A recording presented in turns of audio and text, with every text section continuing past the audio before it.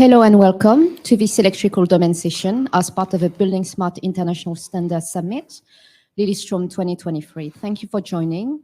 My name is Laura and I will be your moderator today. Today's session is titled Project Update, Use Cases and Discussion. The speakers are on the screen. The session is scheduled to last 90 minutes, including time for question at the end. The session is being recorded and will be made available in the replay section of the event as soon as possible. Before I hand over to the speakers, I would like to remind you that this is a hybrid event. For online attendee, your microphone will remain muted for the duration of this session. If you wish to make a comment or ask a question, please use the chat box in the control panel. For the attendee here in the room, please keep the background noise to a minimum. And if you wish to make a comment or ask a question, please raise your hand and use a microphone.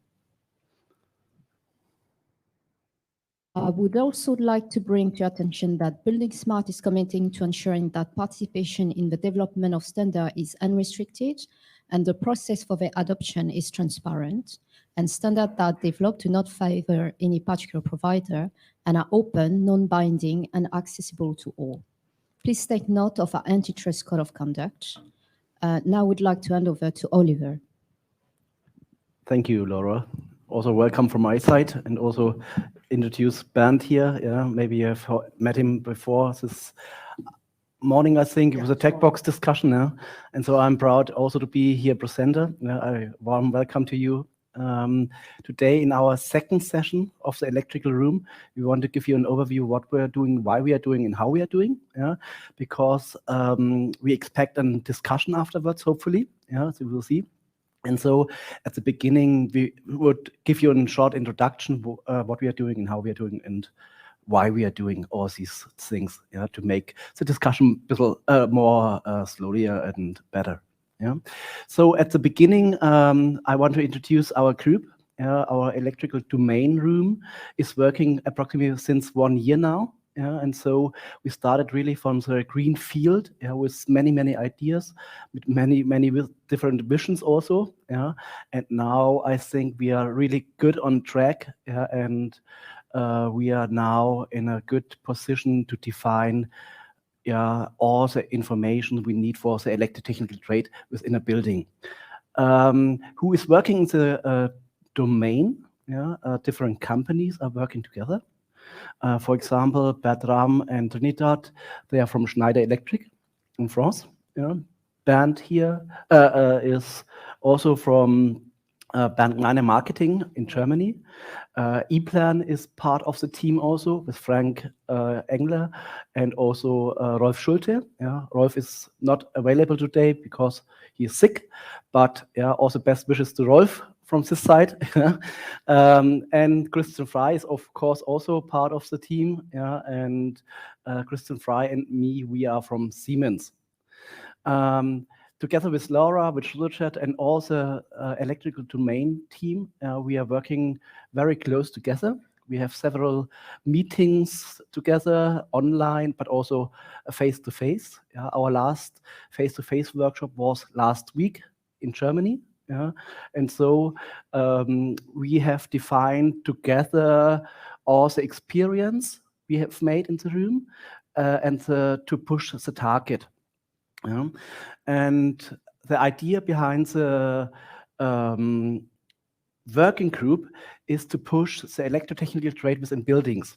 Yeah, I'll show you later a different slide so that you have an impression what electrotechnical trade means. Yeah. So our domain is the power distribution within a building.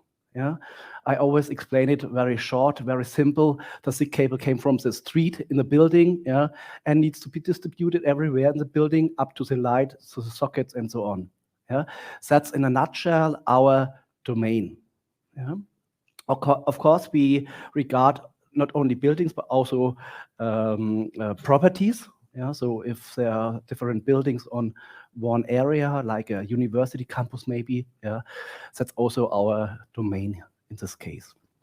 And the idea behind is to implement a very traditional trade, which is the power distribution trade, yeah, a very conservative trade into the future. So the digital transmission into the new working method of BIM, whatever it means. Yeah, and whatever it means, that was also our starting point. Yeah, we have heard about BIM, we had an idea about BIM, but the picture we had 12 months ago is completely different what we have today. Yeah, and so our vision is to shift the power distribution trade in the new working method, in the working method of its future, whatever it means, and whatever we need to push it also. Yeah, and of course we count, or we believe that the open BIM standard is the right one.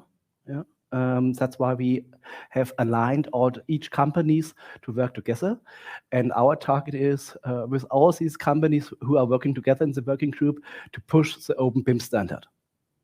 Yeah, and we try to influence, of course, the IFC standard, the IDS standard, the BSTD, whatever it means, yeah, so that the electrotechnical trade is implemented in all these things which we need to get at the end the right data for the right task, for the right role in the process, in the sorry, there was a fly.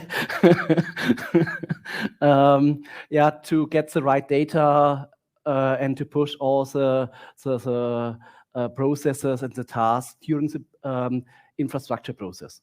And when we are talking about the infrastructure process, then we regard not just only the planning phase, we regard also the construction phase and especially the operational phase. And at the end, of course, also the dismantling, the demolition phase. Yeah.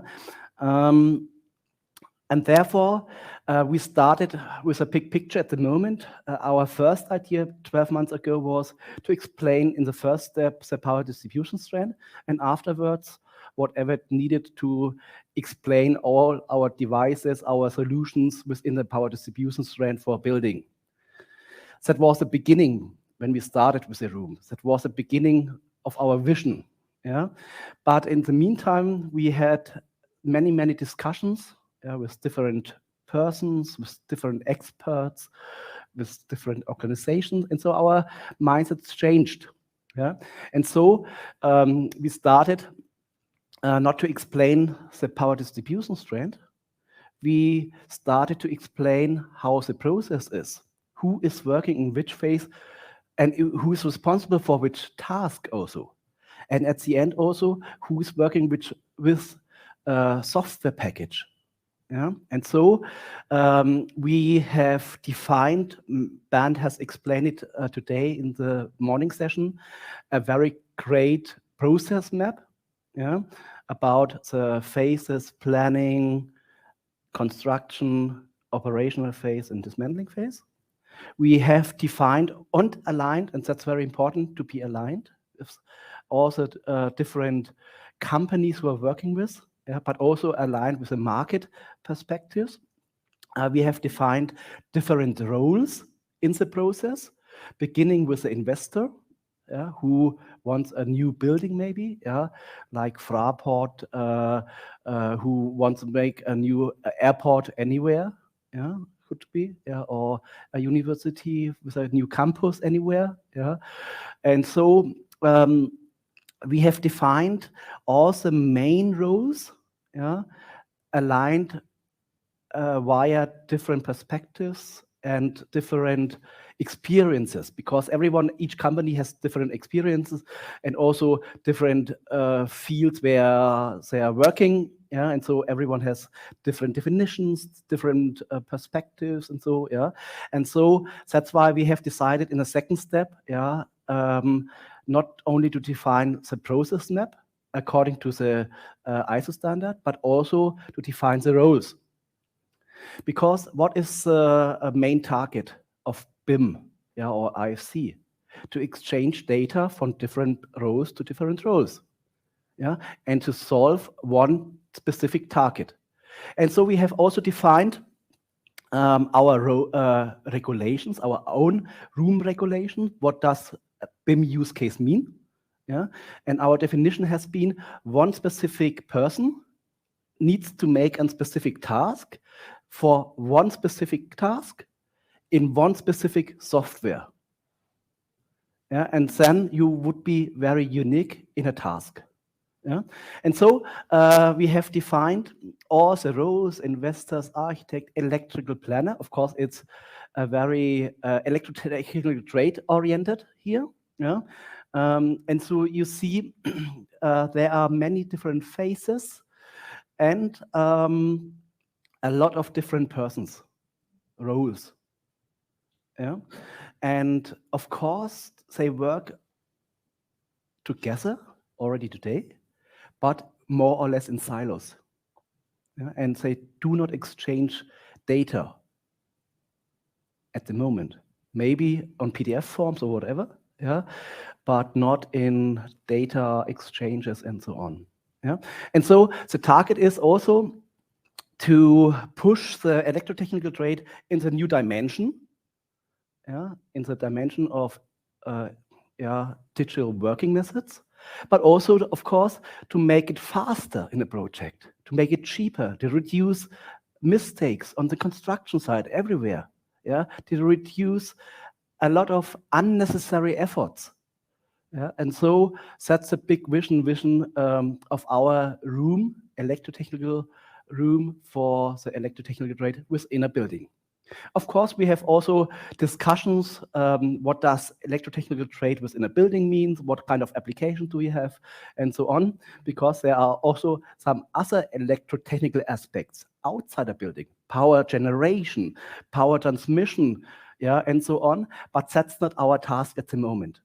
Yeah? Our task is here, the electrotechnical engineering trade in a building, as several mentioned, yeah? But from the medium voltage down to the low voltage, and at the end in a final distribution circuit. We do not regard at the moment the building automation systems. We hope that it would be an additional working group anyhow, yeah, because each light, each fire detection device, each sound system, whatever, yeah, needs a power supply. But that's not our task at the moment. So the power distribution system, which you have seen here, is from the medium voltage power distribution switchboard, yeah, down to the final distribution board. So from medium voltage to low voltage. Yeah? And that's really a big topic, yeah, and there are a lot of efforts to do, especially a lot of use cases which needs to be described, yeah, and a lot of data which we need in the future. They need to be generated, they need to be evaluated, they need to be hand-overed. Yeah? And so in a first step, and that takes, in my opinion, several years, yeah, is to explain for this power distribution strand within a building, yeah, to define all the use cases on a PSI-specific technology or IFC-specific technology. And when we are finished, we can extend our efforts, yeah, in the left direction or the right direction, whatever it means. The left direction would be higher voltages, like medium voltage, high voltage, whatever. And in the second direction, it could be also maybe power distribution systems within a building automation system or whatever. Yeah? But my hope would be that all the MEP trades within a building will create their own room, yeah, because all these topics are completely different. But at the end, everyone needs a power supply. We need a room for building automation systems. We need a room for HVAC topics, heating, ventilation, air conditioning. We need a room for lighting system and so on. Yeah? And they need to work together with the electrical domain, because at the final distribution circuit, they are all connected with the power supply to our domain. Yeah? And the next reason is why we are focusing on the power distribution strand is because buildings are getting more complex step by step. They're getting more intelligent, and that's why each application within a building needs power supply. And imagine what happens if there's no power anymore.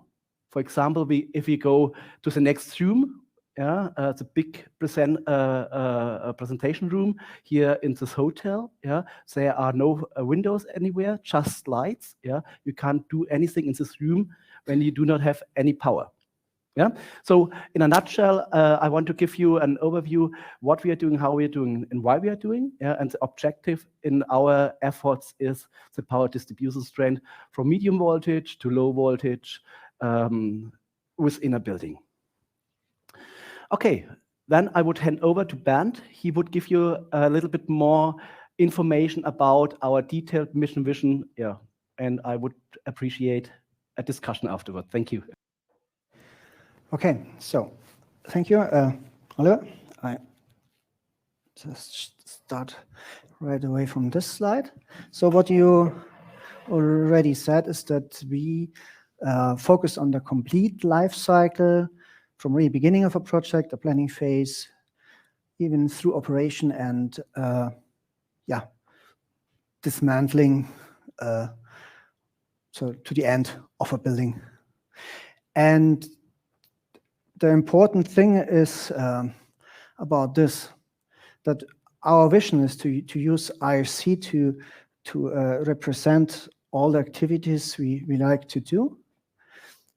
And a good message is that we think at this point of time that I think to 90% or something like that, everything is already presented in IFC, but it's somewhere hidden or used for other purposes. But everything we would need for the electrical trade is somewhere in IFC. We just need to structure it the right way.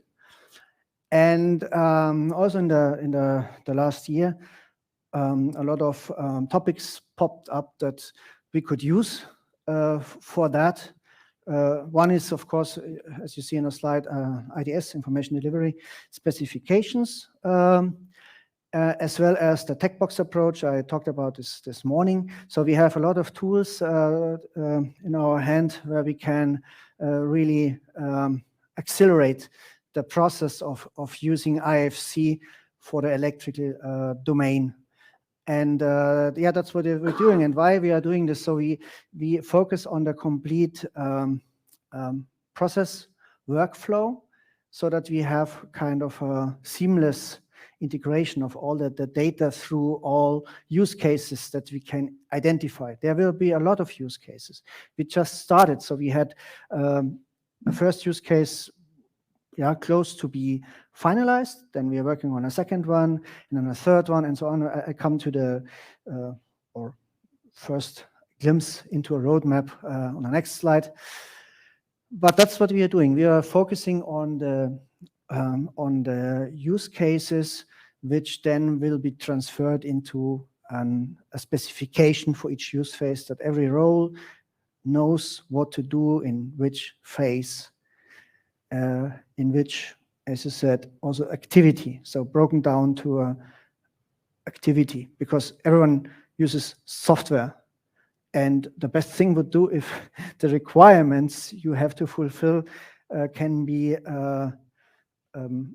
imported, processed, and also exported with the software you are used to use. So that's I think an important point, which then comes into efficiency. So efficiency, also digital security in over a complete workflow.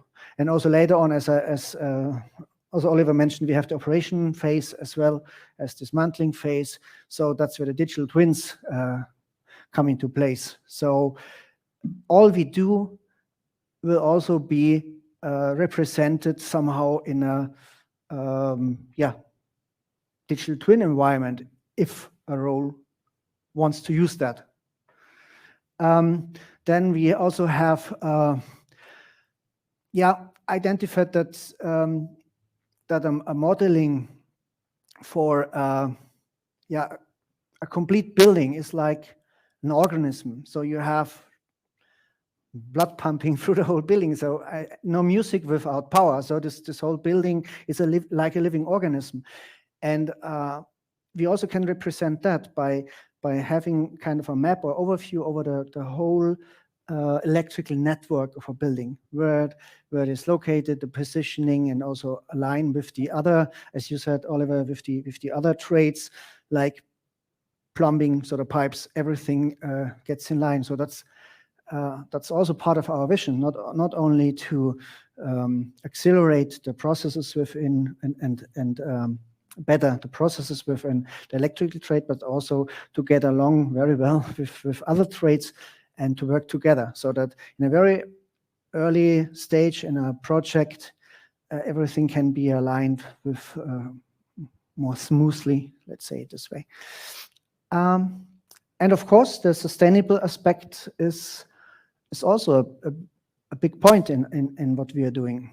So imagine when I talked about the electrical net of the whole building, I mean, the longer the power lanes are, the cables, the bus bars, and if they are kind of over-engineered because the process was not aligned very well, then you have a lot of copper to fill with power. So I think it gets not so efficient. So if you really have a very efficient design of also the electrical net, then this comes handy if you want to save power.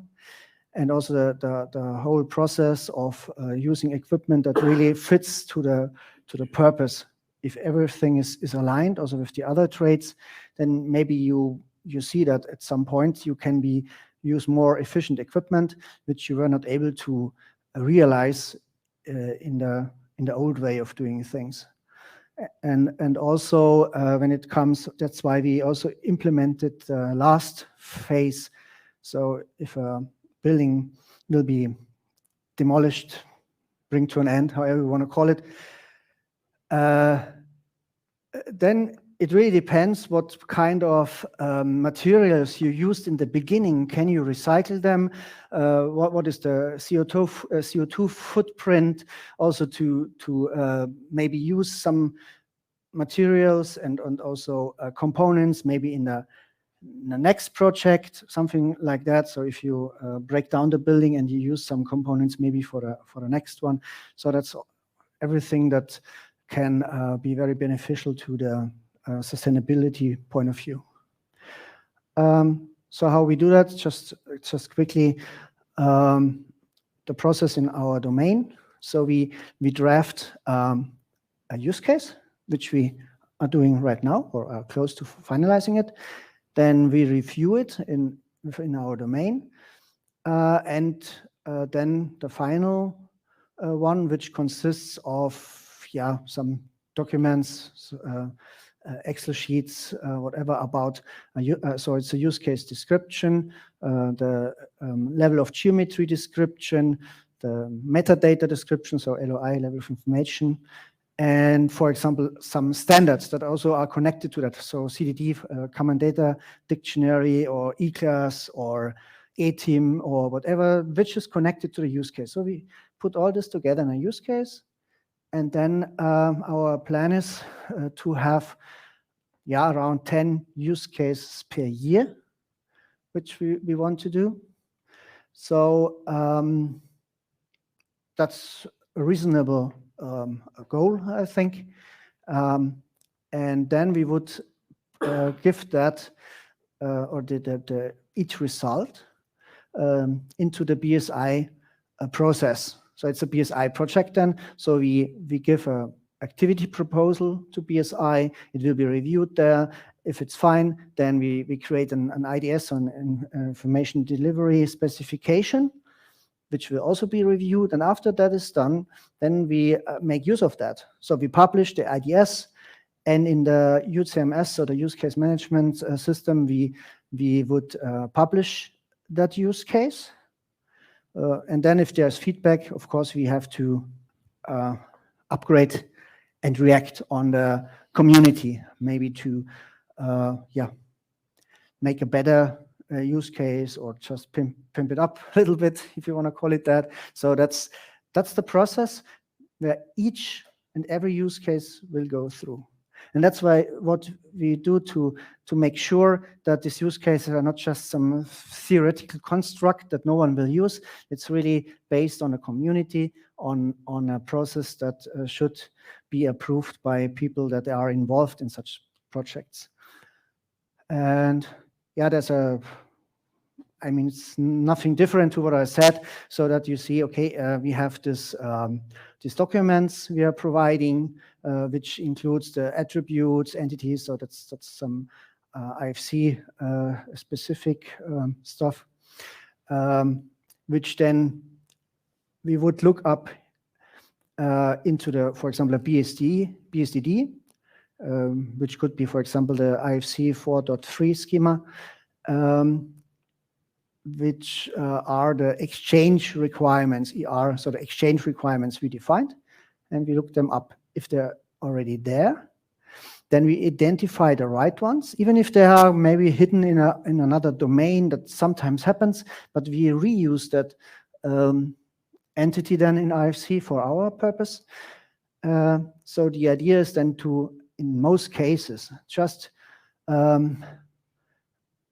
make use of the existing IFC, and maybe we create some own property sets, because that's also possible in IFC with no problems. And those include other standards like, as I said, eClass, create an IDS, and use also the tech box approach I talked about this morning.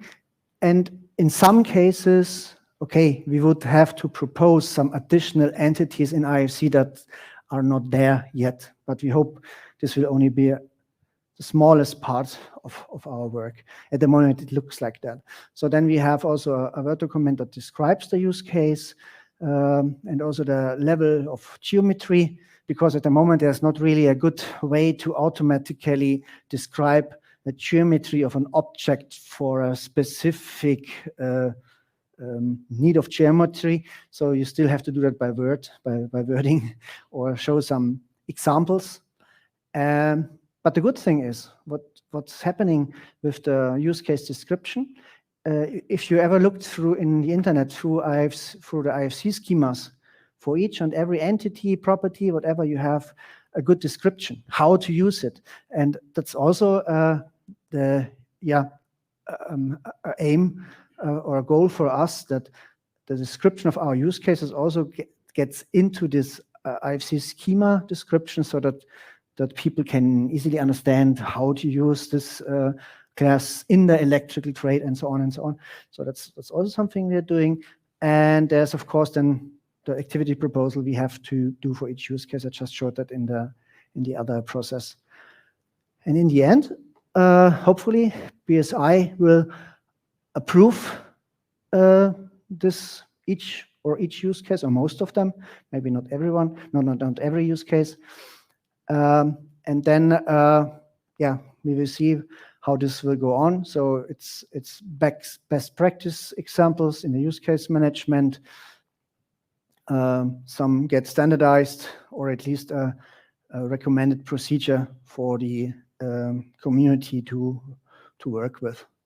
And that's just, we don't have to go into that detail, but that's at the moment a list of use cases we already defined. So we have use case sets that more or less describe similar tasks, and then we broke it down to the specific tasks for each role, each phase, and so on and so on. And that's how we will go on to reach our vision, or to make our vision work in reality.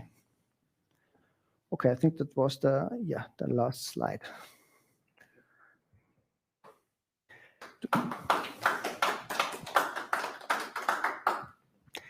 Questions? And now it's up to you to ask questions, or to give us impressions of what we should change.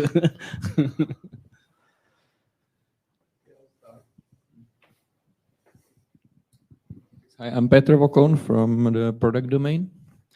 We met with Bernd before.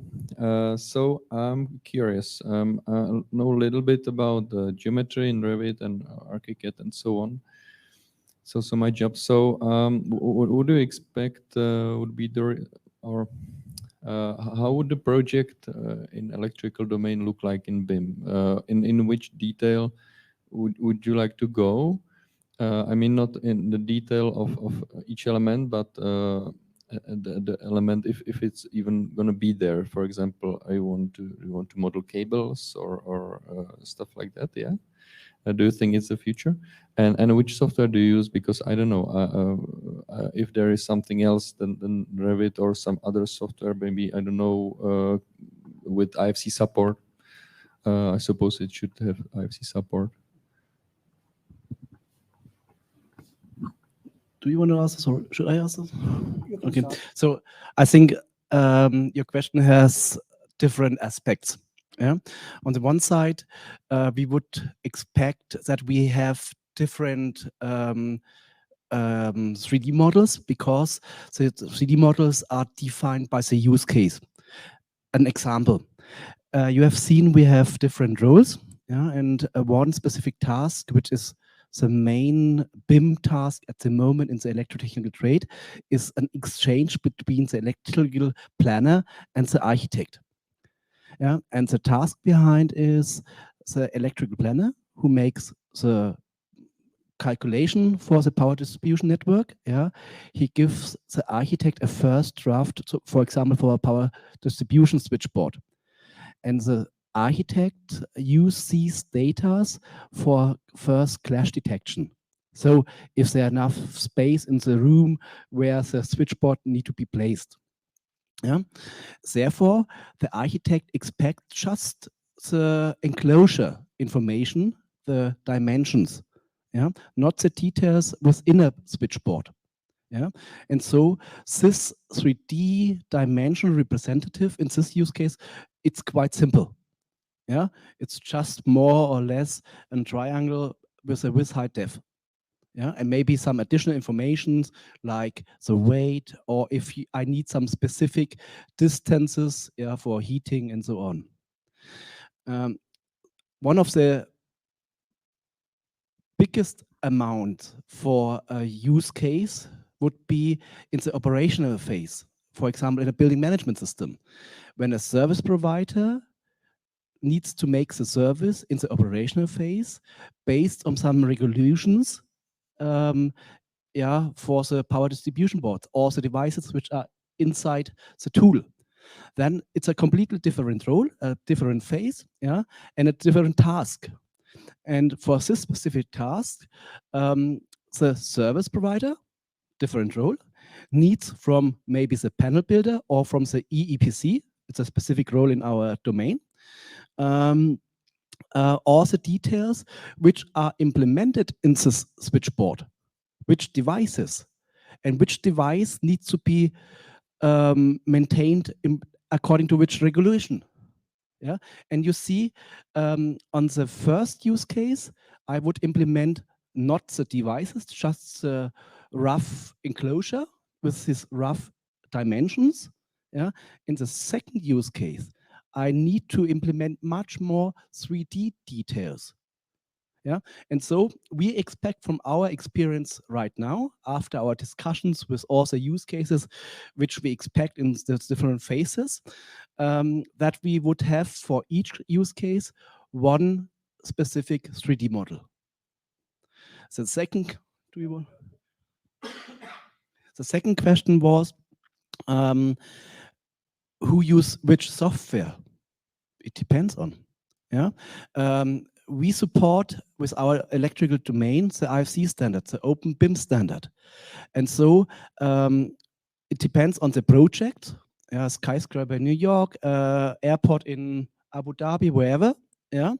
Who is responsible for this project and which software is to be placed in this project according to the regulations of the project, AER discussions maybe. Yeah, but at the end, maybe different roles need use different software packages, but based on an IFC exchange. That's the idea behind. Yeah, and was there a third question? I'm not sure. Okay. maybe I add something to that, because everything you said, Oliver, that's my opinion, very important to mention. But maybe also your question went in a direction that you say, I mean, are we just making that up? You know, so which products are really, or which information you really need for a product? And that's why we started with the the process map in the first place, because we said we don't want to have some theoretical properties and needs which just, you know, we found in our on our tables or something. We said first we start with a complete process map, and we really were very accurate on that, really accurate. So not only the tasks, also the result of each task completely, and we discussed between different rows we have in our room. I mean, so that was the basis. And then we said, why use the use cases? Because then we only would identify needs that belong to use cases. We would not try to create some properties and needs no one needs. So maybe after we finished our project to some state and have 100 use cases or something, and maybe no one ever needs a geometry more than, let's say, LG 300 in another domain or something. Maybe that's the result. But I don't think so, because we have like panel builders, so we have rows who need a higher LG specification. But that was the reason. We really concentrate on our process, on the use cases, and only really identify needs that are basically needed, because we want to support a standard and not try to find the most exotic project you can think of. That's not the idea. We really try to find only what is needed. And to the software, you ask, doesn't matter, because if there's a use case, you can work with any kind of software. And what we are doing is that we only name the software after the type of application. So, for example, architectural software, we don't put names on it. You know, we don't do that. We really stick to the use of it. Sorry. We've got Bertrand, who just wanted to add it that BIM is not exclusively 3D. So we want to bring other concepts such as electrical diagram that are designed with different tools from BIM authoring. And so tools such as Amtech, Simaris, EPAL, Probabel, etc. can be, oops. I think it hasn't finished its sentence. Sorry, it hasn't finished his sentence. But I think I can explain this message. Bertram and Trinidad are very important members of our working group. They can't be here today because they had some problems with the airplane, but normally they are here. And what Bertram and Trinidad means is, of course, there are use cases which need a 3D representation in the use case. Yeah, but in a very early phase, there is no representation because there is just a calculation maybe at the moment. Yeah, and so we also regard in this very early use cases, what does 3D representation means or information means. Yeah, for example, if it's just a wiring diagram, a single line diagram, and riser diagram, whatever. Yeah, it should be also implemented in the use case, but it's not a classical 3D model for clash detection. Yeah, so you need the discussion from use case to use case. What kind of 3D representation you need, or what kind of information you need. Yeah, it could be in this case if you regard a wiring diagram and based on a single line diagram. Yeah, it's just maybe a drawing. Yeah, and so that's the idea behind our use case procedure. Yeah, and our process procedure and our role procedure. I hope I answered the question from Trinidad, right? Christian, sorry. Yeah. When it comes to what software is used, I think there is a common data environment, and the software should connect to this common data environment, to the database.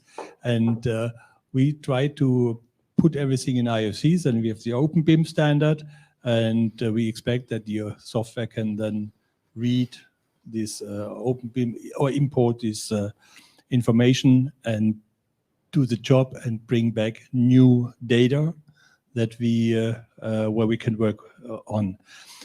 But let me give you one more example. These days, everybody is talking about green buildings and stuff like that. So you will have a solar power generator on the roof. You will have your electrical charging in the garage. You need big cables to transform this energy, the electrical power, from the roof to the garage, and maybe also vice versa to the floor level. Or if you have even a data center, you have to make sure that you have 24/7 with backup power and all this stuff.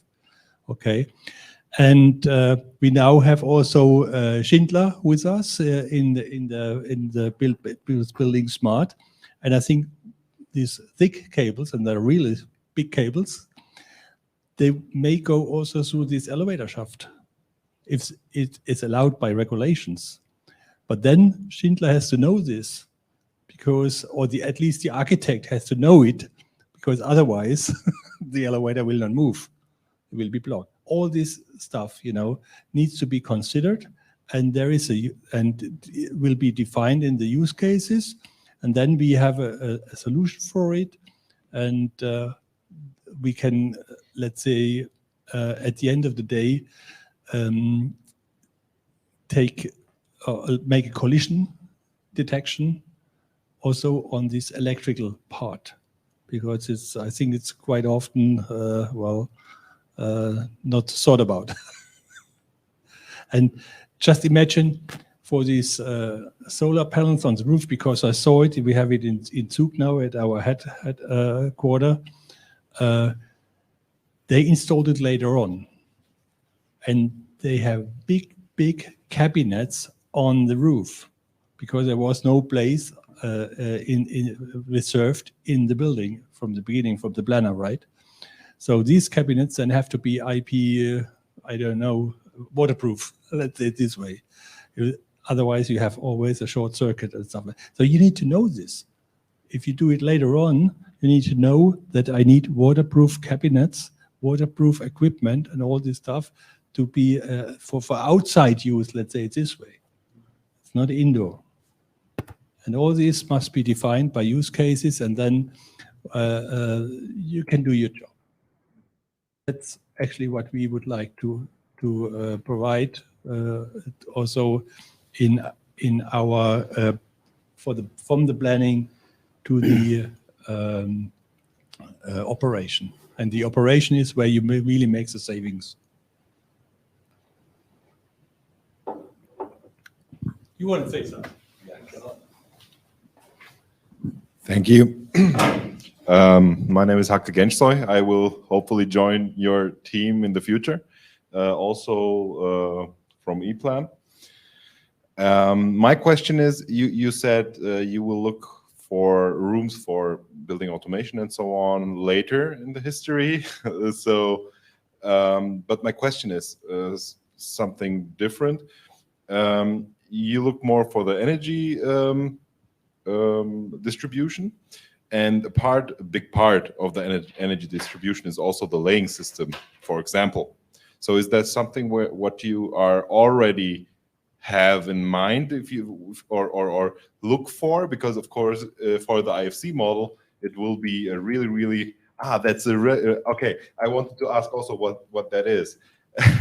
It's a little bit hard to see. Okay. So it's of course, maybe I give a short answer to this. It's of course because the lanes in the wall are part of the final distribution circuit. In my introduction, I have mentioned that we regard all the solutions and products between the medium voltage power distribution switchboard, via the transformer, yeah, via the busbar trunking systems, yeah, the main distribution boards of low voltage. It could be also busbar trunking systems from the main distribution board to the final distribution boards, or maybe that could be the first cabling also. Yeah, and of course, at the end we would have a final distribution board. Yeah, everyone knows this from his apartment, residential home, and whatever. Yeah, and from there you have also, of course, cablings. Yeah, to the consumption devices. Yeah, that's what I meant before with my explanation. Each device needs in a building power supply. Yeah, and of course that would be my personal vision. Also, the electricians need to plan, or as installers or whoever, yeah, the lines in the building, because if you regard a little bit more the construction processes, yeah, today everyone makes the lines by handmade. Yeah, but what will happen if they are using in the future some robots? There are already existing robots, yeah, for making some drillings based on BIM files. And I have already seen also robots for making some lines. Yeah, but that's not the current status. That's a vision maybe, but I really strong believe that will be the future. It must be the future. We need to reduce all the efforts, yeah, to downtime all the projects, the costs and whatever. And so, yes, yeah, but that would be a use case. Yeah, and so we need to describe the use cases step by step. Just to add, Schindler already has his drilling robots. Because when you saw it, right? Yeah, yeah. Yeah. So this is all available, and we have a labor shortage, so we have no people actually to do this, and that's why we need more machines. Yeah. That's the same like in the machine building market. That's some why years all ago. that's why all this data needs to be machine readable, because otherwise the machine doesn't know what to do. Yeah, of course. Maybe ChatGPT can transform it. I don't know. Okay. Thank you for your question. Are there additional questions maybe from the online colleagues? No? Are there further questions in the room here? I should think about, because we spoke about a lot about these things, and my next question is the tech box is like a container with a lot of information inside, and you have I understand that you have a documentation and also photos, maybe or not? Could be, yeah. And my question is, how do you link this information each other? Yeah, that's the. In this case, it is all within the IFC file, because the IFC knows entities, relationships, and the relationships are kind of the kit to bring that information together, and that's how you do it. Because if you just name them, how you see, sometimes you see IFC files in the market. You have a structure, some things work, and then at some point you have kind of a structure. It's called other, and under other you find a list of every kind of property you have to link to your software you're using manually. So that's not the way to do it, but with the relationship, the relational objects, like I described in the morning with a wall and window. So wall has a hole, so there's IFC relationship void, so there's a hole. Then you have a window. There's a IFC relationship object, IFC relationship fill, and then fill and void. That's the connection, and the two objects are connected. That's how you should do it normally in IFC, but it's not done very often. It depends on the domain, of course, but yeah, that's. Was that your question or a little bit different? Yes. Yeah. Sorry. I'm sorry. So I want to understand if you could maybe use linked data to connect this information to each other. Yeah. So if you ask me, I understood your question, how to integrate additional information, yeah, in an IFC file, yeah. And that's, of course, part of the doc concept, maybe, if you regard, here's this power main distribution board, yeah. It would be elementary to have all the certificates, for example, yeah. How to do this or how to solve this problem, yeah. And so as a solution would be, in our opinion, we would implement a property in the LOIN concept, which means IC doc certificate for main distribution board. And afterwards, you can implement the document inside the IFC file. That's what we not recommend because the data volume would increase.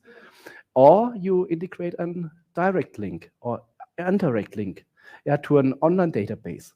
Yeah, and so you just have a property feature, yeah, and the value of the property feature would be the hyperlink, for example, to a specific document, maybe to a database, to Schneider, to Siemens, to ABB, to ePlan, wherever. Thank you, but that's exactly that the way that I want to go, because if you put all this in the model, they don't work. Yeah, and that's why we need to think about what we are doing, why we are doing, how we are doing. Yeah, and the big effort is to reduce the data volume. Yeah, and that's the topic. And maybe just also to the other standards like E-class, you don't need to have the E-class properties in IFC. You just need to know the identifier in E-class and link to E-class, for example. So you don't have to put everything from another standard redundant in IFC. That's not the case. Yeah, exactly. That's an ecosystem of digital twins, and you had it the digital twin on one of your slides with the arrow. So how do we get there? How does the electrical domain get its value in this ecosystem of digital twins? I mean, there are already some software in the market. I mean, I don't have to name all of them or some of them, because they are already providing such digital twins, also using 3D visualization to link to an on-site. So it's kind of a metaverse, if you like. You can walk through and you can touch objects from remote, open documents, link to it. I mean, it's all in the IFC. So if I have in the IFC file already the links, the software, of course, the digital twin software needs to, as you said, the common data environment, the CDE. And if this data is in the CDE, then the digital twin software should be able, I mean, it's their decision, of course, but it should be able to get this information. And of course, in a IFC, you don't have dynamic data. In IFC, you just have a link. But in IFC, you see, there's dynamic data coming maybe in nanosecond or something. And the digital twin software knows, okay, that's where I get my real-time information. So the IFC file is nothing but a blueprint for a already existing living building or plant. Yeah, my use case I'm thinking about is if there is a circuit breaker needs to be replaced. So you send out a technician, then he needs to know, he gets the number of the circuit breaker, blah, blah, blah. But he needs to find it. Yes.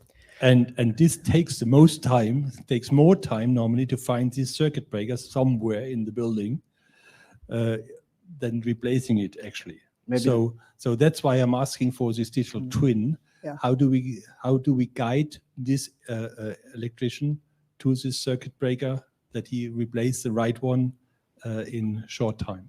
Maybe give me a short chance to give you a different perspective to your answer. Or to your question, sorry, I gave the answer fully. So your question was, how can we implement the digital twin, maybe in a digital twin system. So you need to define what is a digital twin and what is a digital twin system. One possibility could be at the end of the construction phase. Yeah, for example, when the panel builder has finalized the main distribution board, final distribution board, whatever board, yeah, he needs to define how he has built in reality this switchboard into a building management system. Yeah, that's why we always regard, of course, also the operational phase, because at the beginning of the operational phase, if you're using a building management system in a building, you need to implement all the as a build models into the building management system, because based on all these IFC data, the building management system is running. So the complexity of a building management system and all the functionalities is a different question. What kind of functionality does a building management system have? If they have a routing system or routing functionality within, where is what located? In this case, I think you have a circuit breaker announced. Circuit breaker, yeah. Actually, what you need is a geospatial information. Yeah, and that could be a functionality of the building management system. And you have the information, where is the main distribution board? Yeah, in which room, in which part of the building? Yeah, and afterwards, you know also, because on the basis of the real-time values, which device has which problems, if you regard the predictive maintenance aspects. So it would be a functionality of the building management system to get all the real-time values based on the IFC data.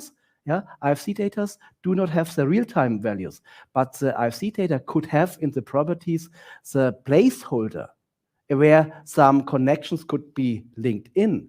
And if a building management system would have such a functionality, depends on the building management system, yeah, you can implement in this placeholder, for example, an IP address of the main of the ACB, MCCB, air circuit breaker, multi-case circuit breaker, and so on. Yeah, and afterwards, if the PMS system has communication capability features, yeah, they can collect all the real-time values, but that's not part of the IFC data.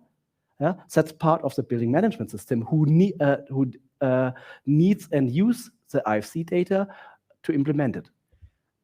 And maybe also to add to the second part of your question, how do you find it?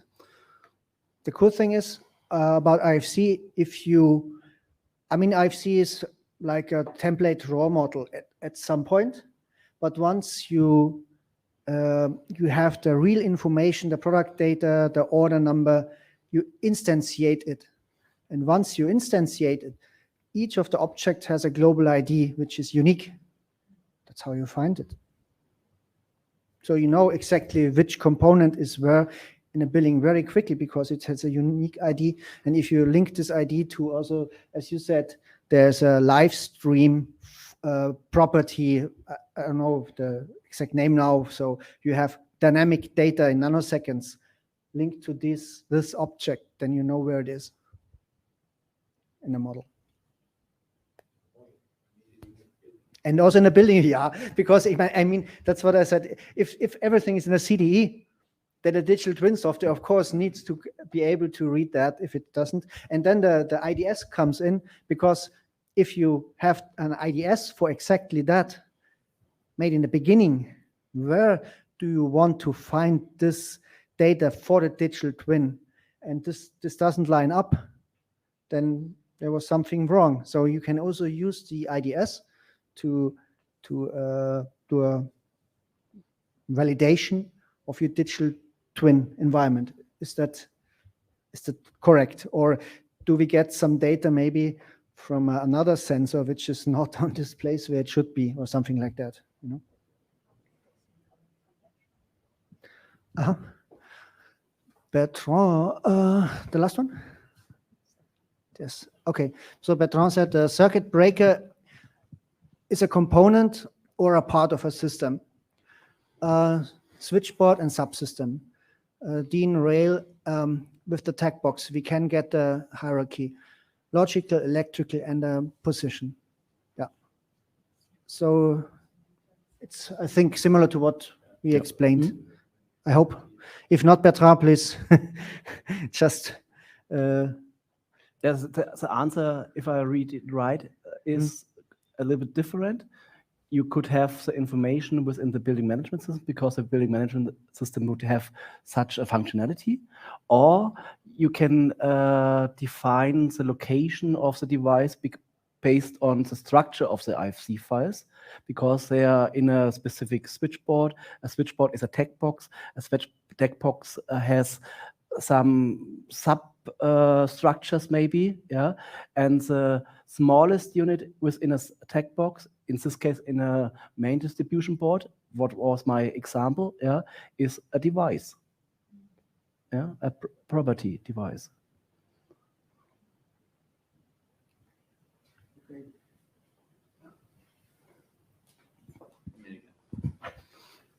So I'm curious if you have, what is the demand from the market, from the investors? Do they ask for BIM models often in this detail, or is it just like case studies that are experimental? Or that's a very good question, and the answer is really, really. We need some bottles of wine, I think. No. Yeah, with the investor, right? No, so sorry. Yeah. We have a working method and procedure how BIM works today in the electrotechnical trade. Yeah, and so the current task is just the collision treatment between electrical planner and the architect, maybe some more or less. That's the reality today.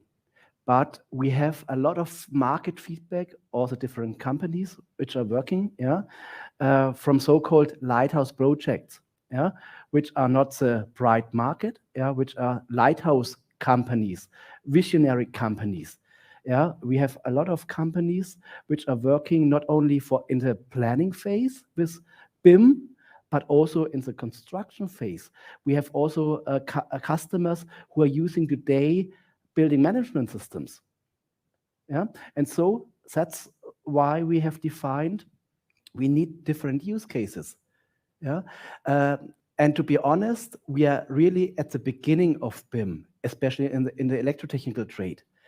We are all regarding planning aspects, not construction aspect, not operational aspects. Yeah, and so we had I just can't speak from Siemens side. Yeah, we had a lot of market surveys and a lot of customers discussions in the last years. Yeah, and what is the future? Yeah, how should we push the BIM working method together? Yeah, and so that's why I always call it lighthouse project. Today we have lighthouse project, and we define together the market of the future. Yeah, there is no feedback currently from the 80% market. There's feedback from the 2% or 5% market. Yeah, and step by step, it's extending. It's not a revolution; it's an evolution. Yeah, and so sometimes when we define the use cases, we need to define what we would expect as a customer.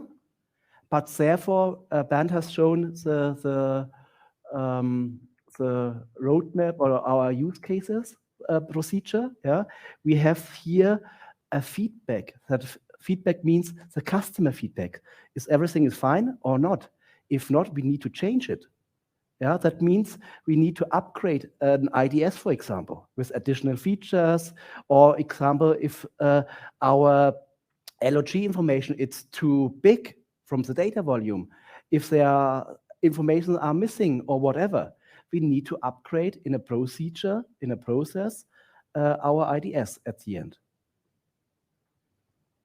Yeah. So we are developing the market, yeah, in the BIM context, and that's what we need to make together.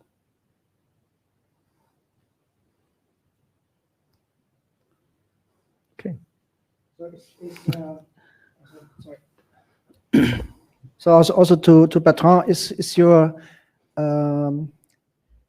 is your question then answered, or should we go into detail in something else? Just a question to Bertrand.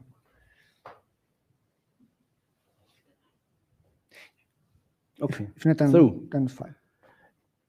Are there additional questions? No? So, yeah, that's a good question. So thank you very much for the participation. Thank you very much for all the very good discussions and questions, and maybe also some information for us. Yeah, and keep on pushing all the topics. Thank you very much. Have a nice day.